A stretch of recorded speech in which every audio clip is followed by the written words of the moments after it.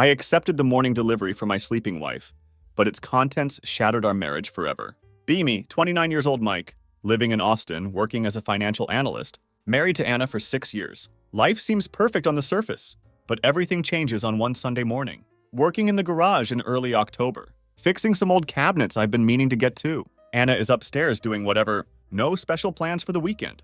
Just another quiet morning at home. Everything feels weirdly peaceful. Too peaceful, looking back. Suddenly hear the doorbell ring. Anna rushes down the stairs like she's running a marathon. First red flag right there. She never moves that fast for anything. Can hear her muttering something under her breath. Stay in the garage, pretending to be busy. But watching through the door crack, package arrives. Big enough to catch my attention. But it's not the size that gets me. It's the way she looks at it. Her eyes go wide. Holds it like it's made of glass. Something's definitely off. Don't say anything yet. Just observing. She doesn't take it to the living room like usual. Instead, rushes upstairs with it, clutching it to her chest like it's precious cargo. Get this heavy feeling in my stomach. Something isn't right. Follow her upstairs quietly. Few steps behind. Bedroom door is slightly open. Can see her sitting on our bed, hands shaking as she opens the box. That's when I see it. Inside the box, wrapped in white paper. The ashes of her wedding dress. The one from our wedding 6 years ago. The one she always said was the most important thing she owned. Stand there frozen, watching her. She's holding the jar of ashes, fingers tracing the glass like it means something. She hadn't mentioned anything about this to me, never asked if we should do this together, didn't even hint at wanting to destroy her dress, just did it behind my back like everything else. Her face changes as she stares at the ashes. Something about her expression makes my blood run cold. She's smiling. Not a sad smile, not a nostalgic one. It's a smile of relief, like she just dropped a heavy weight from her shoulders. Can't take this anymore. Anna, I say, pushing the door wide open. She jumps like she's seen a ghost, nearly knocks the jar off the bed. Step into our bedroom, trying to keep my voice steady. What is that?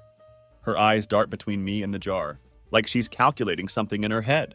Hesitates for a moment, then quickly stands up, pushes the jar behind her like it doesn't matter. Oh, nothing, just an old keepsake. Her voice is too casual. Way too casual. Can see right through it. A keepsake? You cremated your wedding dress without telling me? She rolls her eyes. Actually rolls her eyes at me.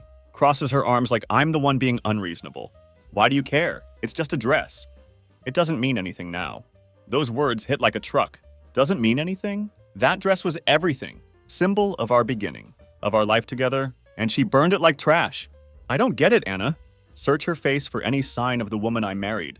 Any hint of emotion? But she just stands there, cold and distant. Like she's already checked out.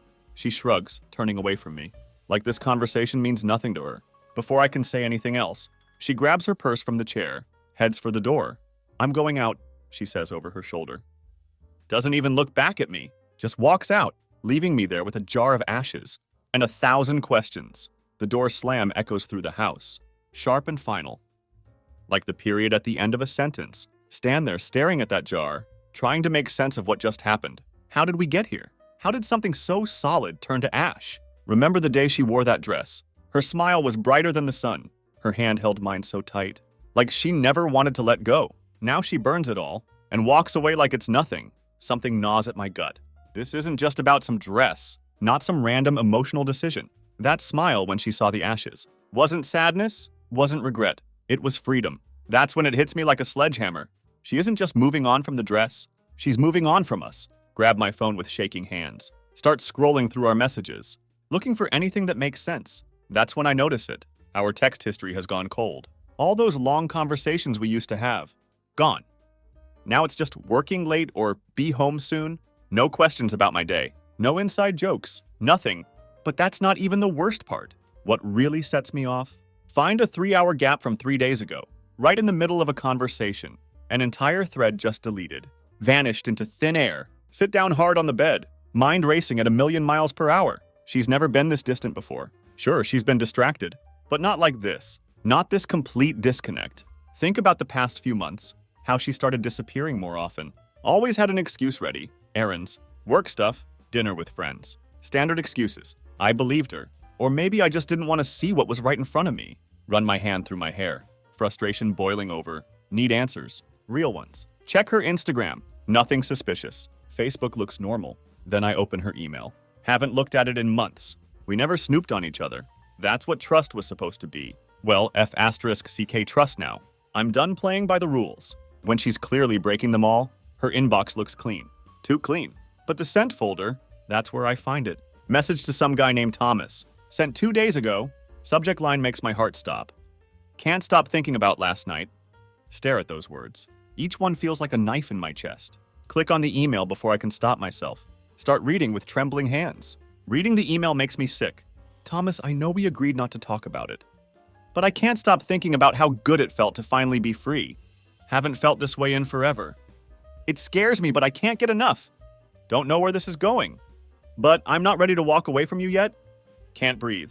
Chest feels like it's in a vice. Reality comes crashing down like a ton of bricks. She's cheating on me. Been seeing someone behind my back. Sneaking around like our life meant nothing. All those late nights at work. All those friend dinners. She was with him. Want to throw the phone. Smash it against the wall. Make that message disappear. But it doesn't matter. Can't unsee what I just read. Can't pretend this isn't happening. My wife, the woman I built my entire life with, is screwing some other guy and lying straight to my face about it. Stand up. Start pacing the room. Anger bubbling up like hot lava. How long has this been going on? How long have I been the idiot? Sitting at home like a fool while she's off with Thomas. Grab the jar of ashes. Hold it in my trembling hands. Staring at it. Everything makes sense now. She destroyed her wedding dress. Because she's already moved on. She's not my wife anymore. Not even pretending to be. Slam the jar down on the dresser. Hands shaking with rage. This isn't going to end like this. Need to confront her? Need to see her face. When she realizes I know everything, no way I'm letting her burn down our life. Without giving me an explanation. Grab my keys. Storm out the door. Heart pounding like a drum in my chest. Don't know where she went. But I'm going to find her. She's going to have to look me in the eyes and admit what she's done. Drive like a maniac. Knuckles white on the steering wheel. Mind racing through 1,000 scenarios. My gut screams that this Thomas guy isn't just some random fling. This feels bigger, more deliberate, more planned. If Anna thinks she can slip away, hide behind work meetings and errands, she's dead wrong. Not this time. Something feels off about how she left. Too calm, almost like she expected me to stay home. Sulk in my confusion. But I'm not playing the fool anymore. Drive to where she usually runs errands. There's this little bistro she mentions a lot. Place called Copper and Oak. We used to go there together, back when things were good. Lately, she's been talking about it more. Says she likes to relax there after work. Not buying that story anymore. Something weird about how she said it. Like she wanted me to hear it, but also didn't. Like covering tracks without really trying. Then I see it. Like a punch straight to the gut. There she is, sitting in the corner booth by the window, sipping her damn iced vanilla latte, laughing. But she's not alone. Thomas. He's not hard to miss. The way she leans toward him, that sly smile on her face, like they're sharing some secret world, a world I'm not part of. Her hand grazes his wrist across the table. My vision goes blood red. Without thinking, slam the car door shut, storm into the bistro. Little bell above the door jingles. Both of them turn their heads. Her eyes go wide for a split second. Then she covers it up.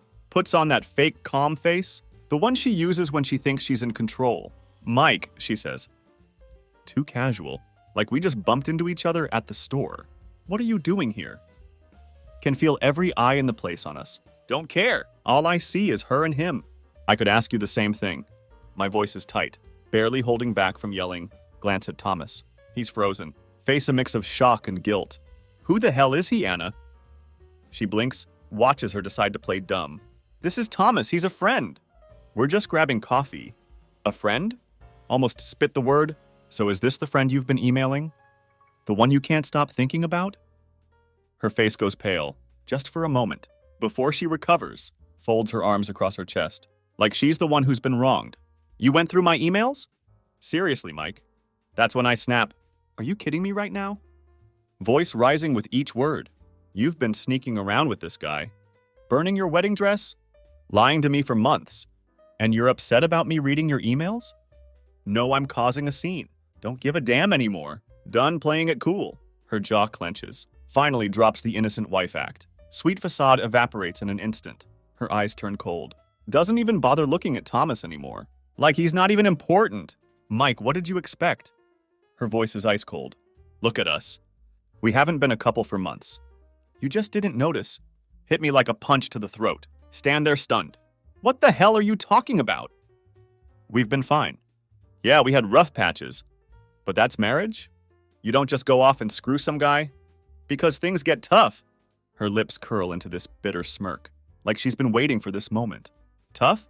You don't even see it, do you? You've been checked out for ages. Think just because you come home every night, everything's fine? It's not. You don't listen. You don't notice when I'm upset. You don't even ask how I'm doing anymore. Feel the blood drain from my face, but I'm not letting her turn this on me. Don't you dare blame this on me? If you had a problem, you could have talked to me, but instead you're here. Doing what exactly? Playing house with him? Her eyes flick to Thomas. He still hasn't said a word. Then back to me. It's not that simple. Oh, it's that simple. Take a step closer, towering over her now. You made it that simple. The second you started sneaking behind my back? What were you waiting for? The right moment to tell me? Or were you just going to disappear one day? Leave a nice little see you never note? Her face tightens. First time I see a crack in her composure? Mike, it's over. You need to accept that. Over? Laugh bitterly. I didn't even know we had a problem. You never gave me a chance to fix anything. Anna, you just gesture wildly between her and Thomas, chest heaving with frustration. You just decided this was the way to handle it. She stands there silent, arms still crossed, like she's already moved on in her mind.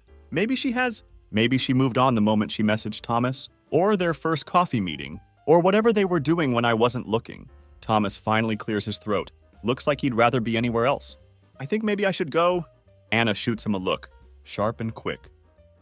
Like she's daring him to abandon her now, but she doesn't say a word. Neither do I. Thomas stands awkwardly, pushes back his chair, slips out the door, disappearing like the coward he is. Now it's just us, standing in the middle of the bistro, surrounded by people pretending not to watch. Silence between us thick and suffocating. Then just like that, she turns on her heel, walks out, without another word, without even looking back, left standing there breathless, watching the door swing shut, like nothing just happened. Noise of people whispering around me, clinking of cups, all feels distant, like I'm underwater, drowning in the mess she dumped on me. Came here for answers, for some kind of confrontation. Now just feel hollow, and she just walked away again, like I don't deserve a final conversation, like I'm not worth her time. The irony hits hard. She blamed me for not noticing her, for being checked out, but she was the one sneaking around. She checked out first. I was just the idiot who didn't catch on. Turn and walk out of the bistro. Try to calm myself down. But the anger isn't just anger anymore. It's pure betrayal, raw and burning. Thoughts are a chaotic mess. Everything that just happened, swirling in my head. Fumble with my keys, hands shaking like leaves. Try to unlock the car door. Finally get in. Just sit there, gripping the steering wheel. Breath coming in shallow gasps. It's over. Her words keep bouncing around in my skull. Over.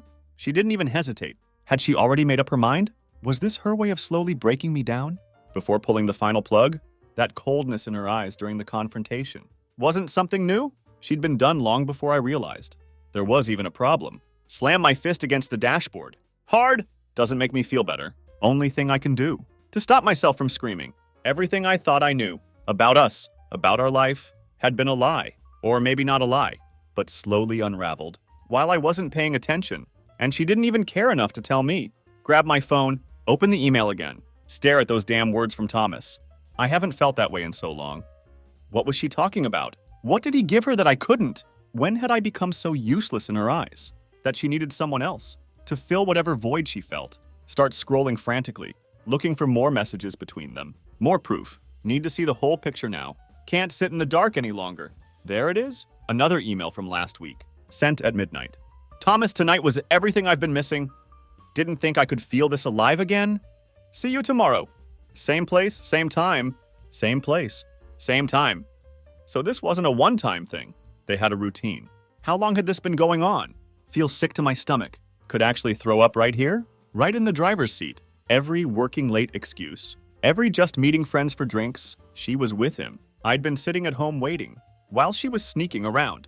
Behind my back with this guy. This isn't just an affair. It's a whole F** seeking second life.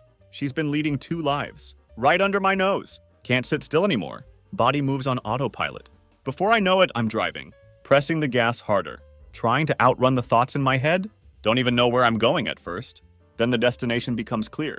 Home. Not our home, though. Not anymore. Just the place where all the lies started. Have to get there before she does. Need to pack my things. Or hers. Don't know yet. Need to make a decision. Before I do something stupid. Heart racing. mind spiraling.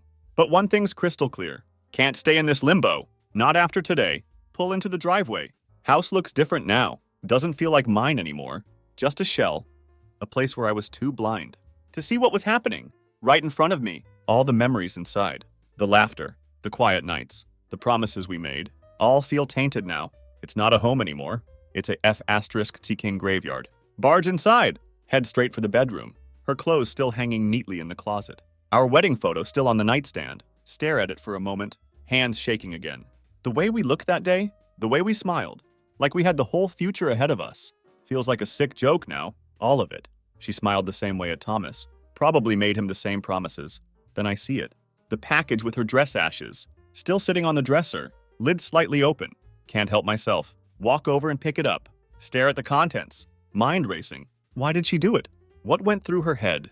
While burning that dress? The dress that meant everything. That symbolized our commitment. Did she feel guilty? Or was this her way of letting go? Bit by bit. Before I even knew I was being left behind. House is quiet. Too quiet. Realize she hasn't come home yet. But know it won't be long. And when she does, there will be no going back. Have to decide right now. Stay and fight for something already dead, or leave before she burns. Anything else in our life to ashes? Put the jar back on the dresser. Heart pounding in my chest. Sit down on the edge of the bed, waiting for her. Because when she walks through that door, there will be no more running. No more pretending. It's going to end tonight. One way or another. Sit there on the edge of the bed, silence thick and suffocating. Hands gripping the mattress so hard, knuckles turning white. Every second feels like a countdown, ticking down to something inevitable. Don't know what I'll say when she walks through that door. But no, I can't let her walk all over me. Not this time. The jar of ashes sits on the dresser, twisted reminder of how she burned our life down before I even had a chance to save it.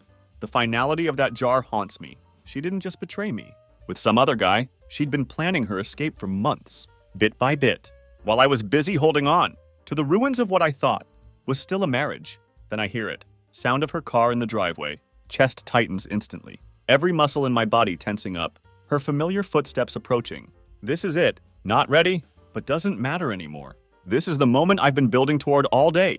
Daughter opens. There she is, walking in with that same calm indifference. From the bistro. Tosses her keys on the kitchen counter. Looks up. Our eyes meet as she steps into the hallway. She doesn't even flinch. Oh, she says. Raises an eyebrow. You're home. Yes, I reply. Keep my voice low but steady. I'm home. We need to talk. She sighs. Drops her purse onto the floor. Like this is some inconvenience she hadn't planned for. Mike, we already talked. I told you it's over. There's nothing else to say. Stand up. Walk toward her slowly. Each step deliberate. No, you talked. You dropped a bomb and walked out. But we haven't really talked. You owe me that much. She crosses her arms, eyes narrowing. I don't owe you anything. Feel my temper flare. You think that, huh? After 6 years, after everything we built, you think you can just walk out? Act like none of it matters? Mike, stop being so dramatic. She snaps back. It's not like I haven't been clear. We've been falling apart for months. You just didn't notice? There it is again. Same accusation. Like it's my fault for being blind. For trusting her too much. Take a deep breath. Try to keep my composure. Falling apart? You mean you've been falling apart? I didn't know we had a problem. Because you never gave me a chance to fix it. Instead, you're off sneaking around with Thomas. How long has that been going on? She rolls her eyes, brushes past me, like I'm the one wasting her time. Thomas isn't the point. This was going to happen. Whether or not he was in the picture, grab her wrist, not hard, just enough to make her stop. Make her face me. He's not the point? You were sleeping with another guy, Anna. How is that not the point?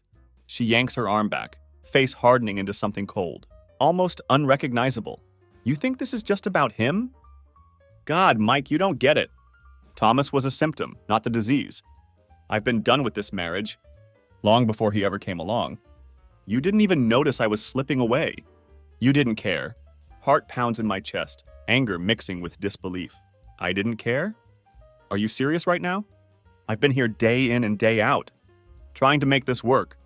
But you're the one who checked out. You never told me you were unhappy. You never gave me a chance to fight for us? She laughs. A bitter, hollow sound echoes in the empty room. Fight for us? You haven't been fighting for anything, Mike. You've been coasting. You come home, you sit on the couch, act like everything's fine, while I'm drowning. But you wouldn't even notice, because you've been too focused on your own damn world. Her words cut deep, but won't let her twist this around. Not anymore. You could have said something. Growl the words, step closer, voice shaking with everything I've held in. You could have told me you were unhappy. You could have given me a chance to fix it. But instead you burned your wedding dress, deleted texts, and lied to my face. You chose to betray me. Instead of talking to me, she shakes her head, expression almost pitying now. I didn't choose to betray you, Mike. I chose to save myself. You just weren't listening. Can't believe what I'm hearing. She's rewritten the entire story in her head, turned herself into the victim, while I'm left standing here, with the ashes of our life in my hands. She's convinced herself she's doing the right thing. Nothing I say will break through that delusion. Stare at her for a long moment, words swirling in my head. But none of them seem to matter anymore. This isn't going to end. With some heartfelt conversation, she made up her mind. Long before today, I was just the last person to realize it. Fine, I say. Voice raw, the finality of it hitting me all at once. If that's what you want, Anna, if you think this is saving yourself, then go. But don't act like you didn't destroy us. In the process, she blinks, her cold facade flickering, just for a moment, like she hadn't expected me to say it out loud. Can see her brain working, trying to decide if she should respond. If there was anything left to say, she just nods, steps back toward the door, like she has somewhere else to be. I'm leaving, she says quietly, almost like an afterthought. Watch her grab her purse from the floor, her back to me now. For the first time, I don't try to stop her. Don't beg, don't yell, don't ask for another chance. Just stand there, letting her go, because deep down I know that's what she wanted all along. Without a glance back, she walks out the door, closes it softly behind her. House falls into eerie silence. No slamming doors, no final dramatic exit, just the quiet, heavy thud of her walking out of my life. And just like that, it's over. The silence after she leaves is deafening. Stand there, staring at the door, like any second it would swing open. She'd walk back in, tell me it was all a joke or a bad dream, but that door doesn't move. Anna is gone. Gone in the way people leave. When they're never coming back, feel the weight of it settling in, the finality hitting me, like a punch to the gut. For a long time, I don't move. Just stand there, air in the room heavy. With everything left unsaid, eyes fall on the jar of ashes again, still sitting on the dresser, like some twisted reminder of what was gone. That jar feels like a taunt now. Anna had destroyed the symbol of our commitment, and in a way, she had prepared for this moment. Long before I did, she had reduced the past to ashes and moved on. While I was still clinging to the pieces, hoping to glue them back together, she had already scattered them in the wind. Legs finally give out, collapse onto the bed. The same bed we shared for years. Every inch of the room feels different now. The photos on the walls, the books on the nightstand, even the smell of her perfume, still lingering in the air. It all feels like a lie, like I've been living in some parallel version of my own life, blind to the truth. That had been unraveling beneath my nose. Then it hits me, she hasn't just left me, she's erased us, destroyed every shred of what we used to be, step by step. Without even looking back. It wasn't just the dress, it wasn't just the cheating. It was the way she rewrote the story. In her head, made herself the victim, convinced herself that she'd been the one trapped. She'd been done with me long before today, and I had been too stupid to see it. Grab the wedding photo from the nightstand, stare at the two people smiling in it, two people who looked like they had everything figured out. Run my thumb over her face, feel this bitter knot form in my chest. She had looked at me that day, like I was her whole world. And now she looked at me like I was an obstacle, an inconvenience. Don't want to feel sorry for myself. Don't want to be the guy who wallows in his own misery. But how could I not? She had taken every good thing we had and destroyed it. Without even giving me a chance to fight for it, toss the photo onto the bed. Stand up, start pacing the room. Need to do something, anything, to keep myself from spiraling. Walls feel like they're closing in.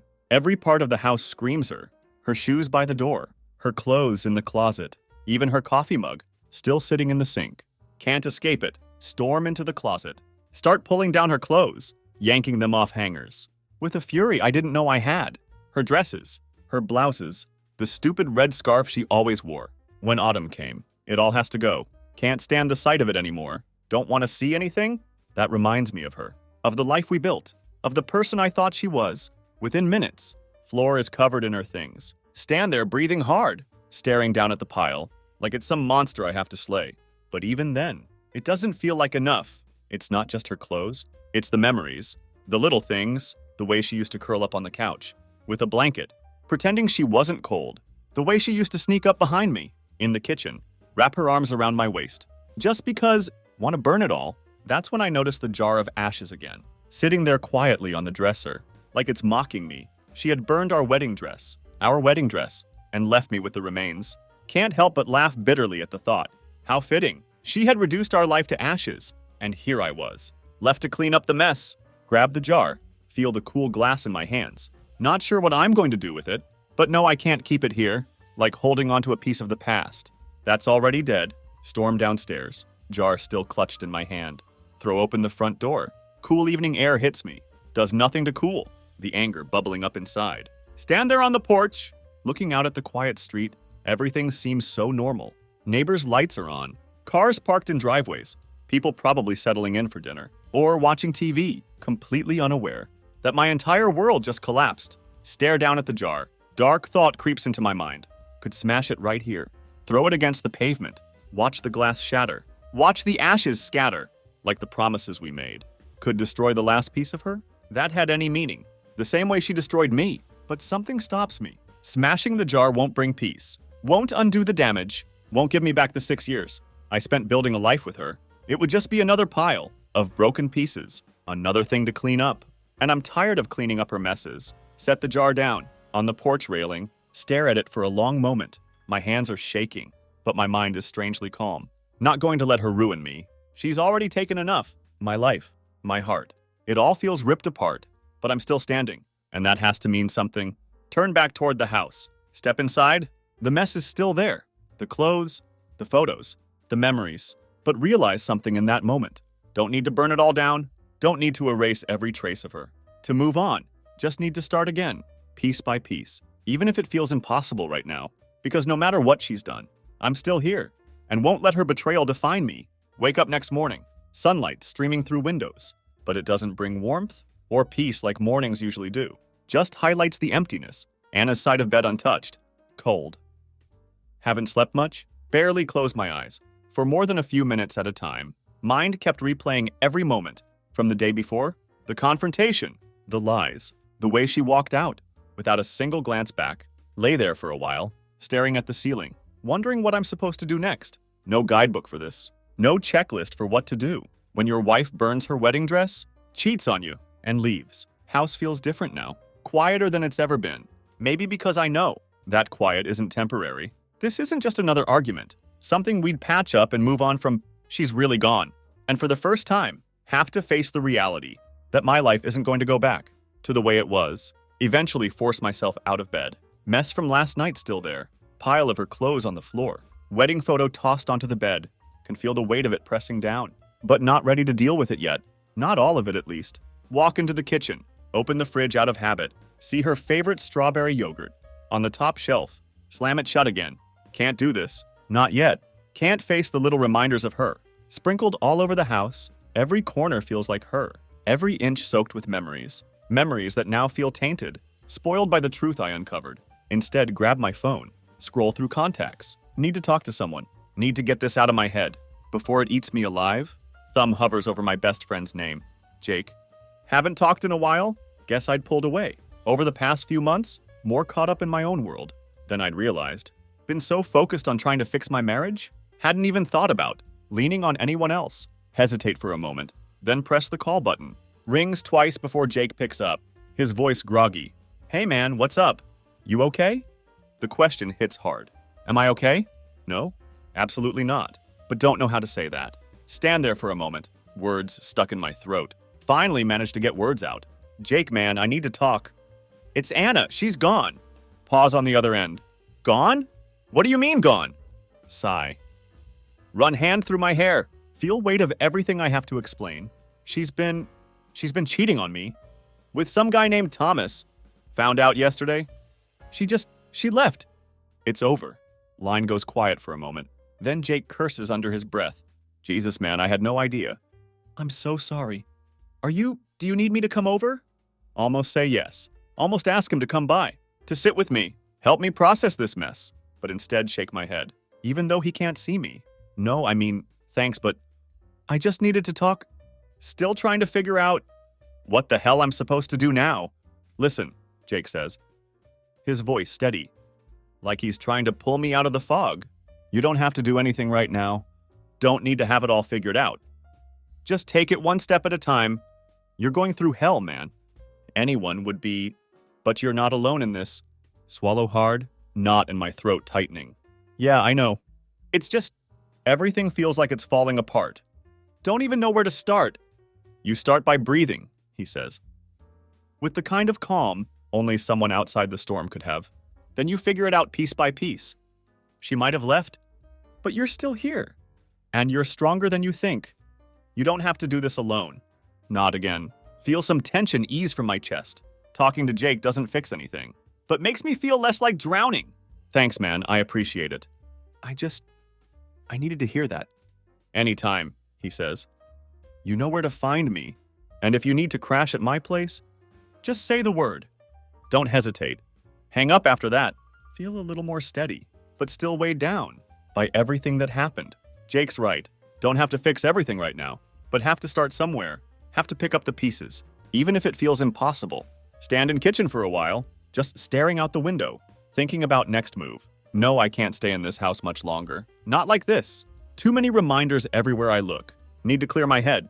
Put some space between me and all of this. Phone buzzes in my hand. Glance down at it, half expecting another message from Anna, or maybe from Thomas. Some cruel twist of fate, but it's neither. It's an email from my lawyer. Hadn't even realized.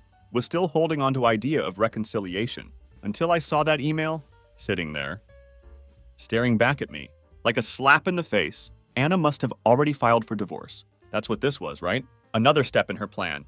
To erase me from her life, just like she erased the wedding dress, the promises, the memories. Open the email, heart pounding, bracing myself for what's coming.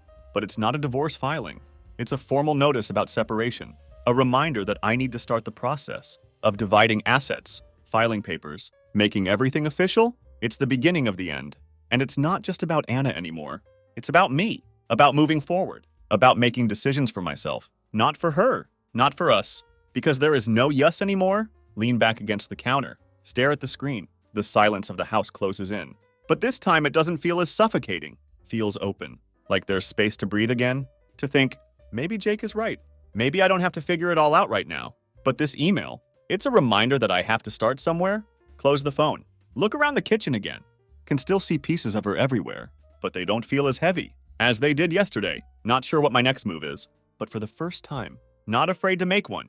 Not going to let this destroy me. Not anymore. Whatever comes next, it's going to be on my terms. The days that follow feel surreal, like walking through a fog. I can't escape from. Every morning I wake up, expecting to see her, half convinced that maybe, somehow this had all been a nightmare.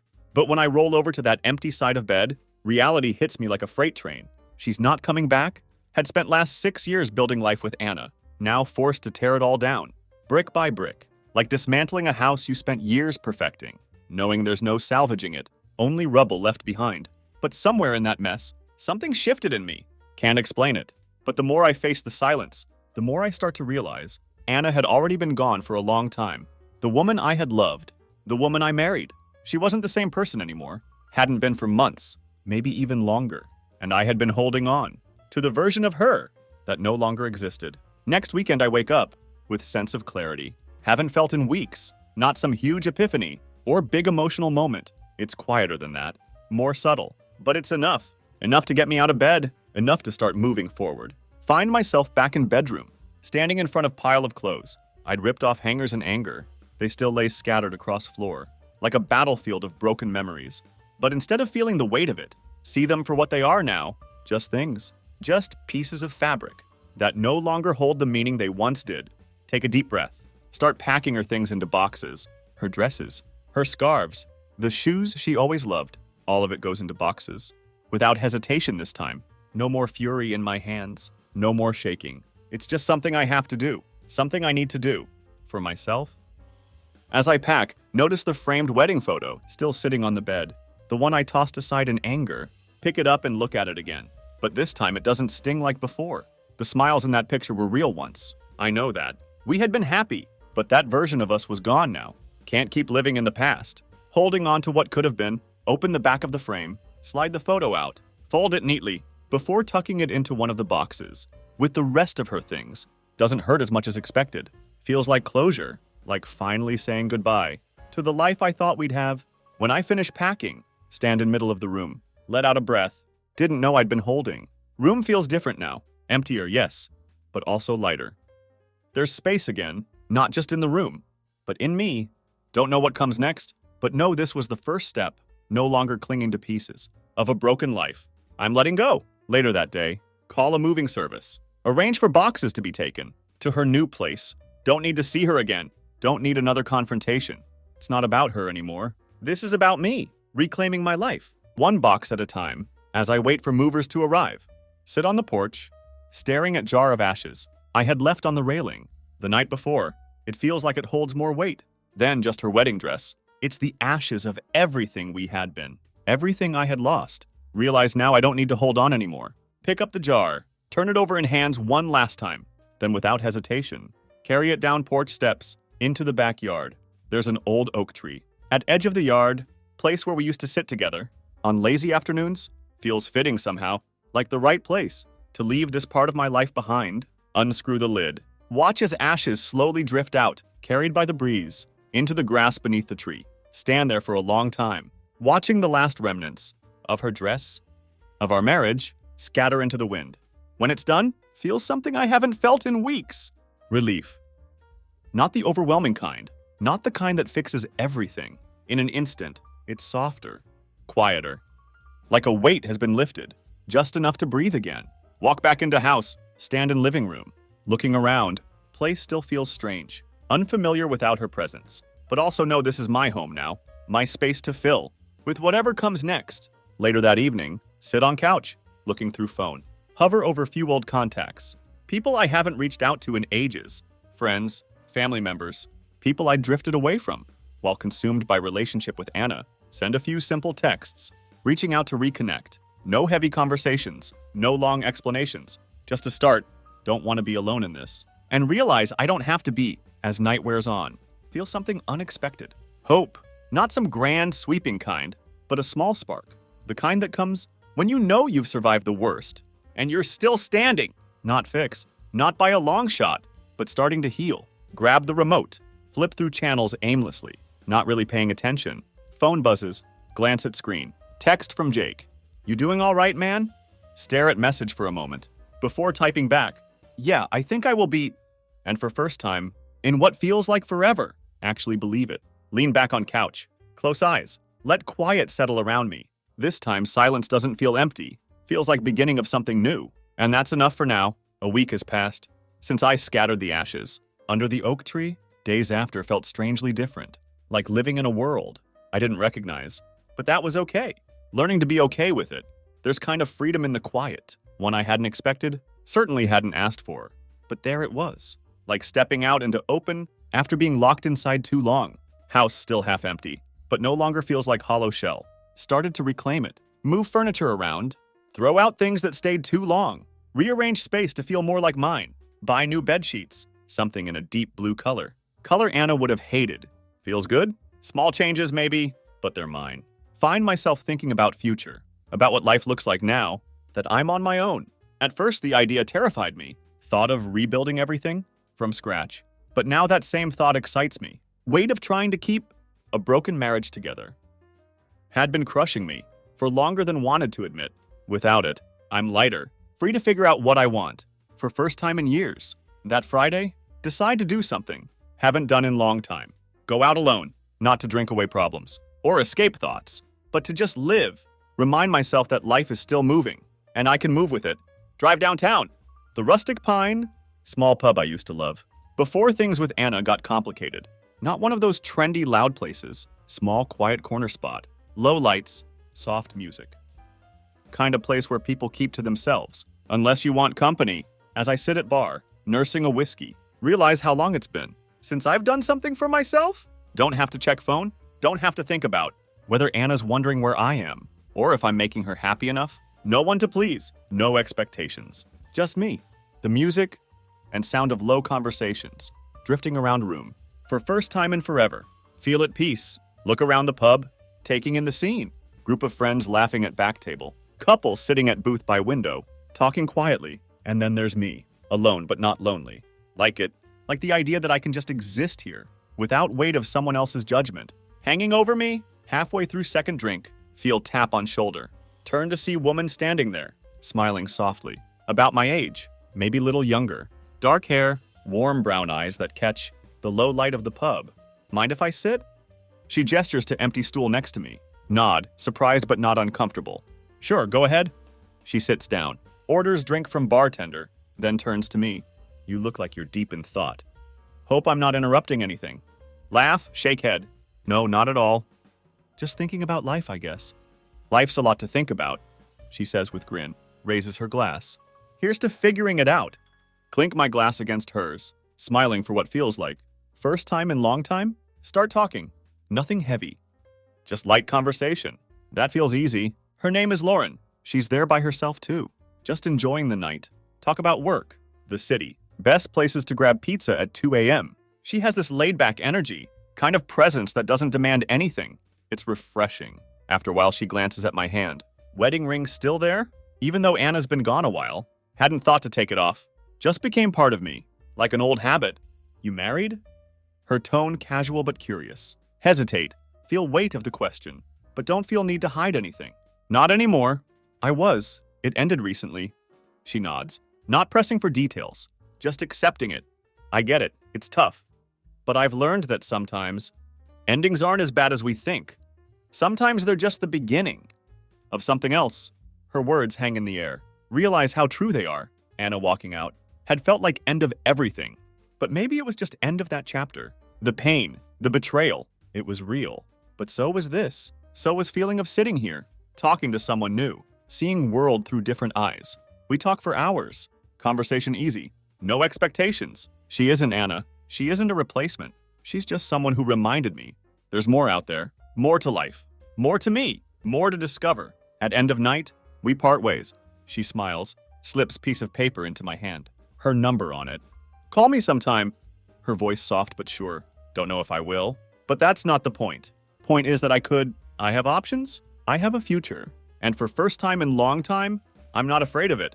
Drive home that night. Feeling lighter than in months. House still quiet when I walk in, but it's not the kind of silence that suffocates me anymore. It's the kind that lets me breathe, stand in middle of living room, looking around at space that once felt so full of memories, both good and bad. Now it's just blank canvas, waiting for me to decide. What comes next? Not the same person I was when Anna left, not the man clinging to ashes of a failed marriage, trying to make sense of betrayal. I'm someone else now, someone rebuilding, piece by piece. Day by day, someone figuring out what it means to be on my own, and maybe even learning to like it. As I lay in bed that night, realize something. The pain is still there. Probably will be for a while, but it doesn't own me anymore. Doesn't define me. Close my eyes. Let quiet of night settle around me. For first time, don't feel need to fill it with anything, just let it be. And for now, that's enough.